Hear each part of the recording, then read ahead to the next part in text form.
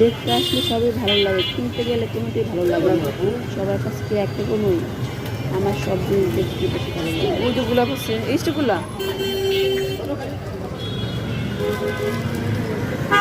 এগুলো সুন্দর, pink colour না দিলে পিঙ্ক কালার দিতে হবে রেড কালার।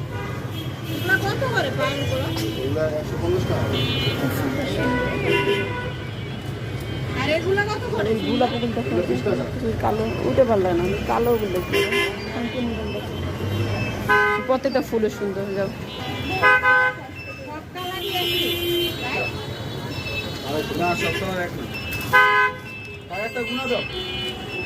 এগুলা কত? এটা 30, হলুদটা 30 টাকা। আদিটা